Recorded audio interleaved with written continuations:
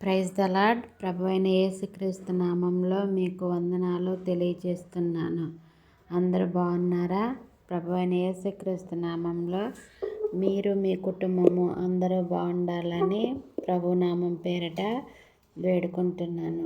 ఈరోజు వాక్య ధ్యానాంశము కీర్తనల గ్రంథము 128వ కీర్తన 1 నుంచి చివరి వరకు చదువుకొని ధ్యానించుకుందాము. 128వ కీర్తన 1 నుంచి.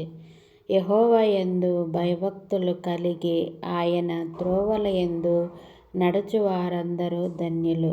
నిశ్చయముగా నీవు నీ చేతుల కష్టార్జితము ననుభవించెదవు. నీవు ధన్యుడవు, నీకు మేలు కలుగును.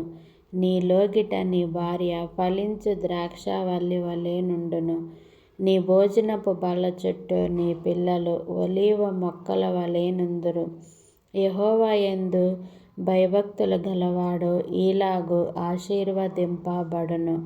సీయోనులో నుండి యెహోవా నిన్ను ఆశీర్వదించును. నీ జీవిత కాలమంతయు యెరూషలేమునకు క్షేమము కలుగుట చూచెదవు. నీ పిల్లల పిల్లలను నీవు చూచెదవు. ఇజ్రాయేలు మీద సమాధానముండునుగాక. ఇక్కడ భక్తుడు యెహోవా యందు భయభక్తులు కలిగి ఉండుట, మనము దేవుని యందు భయము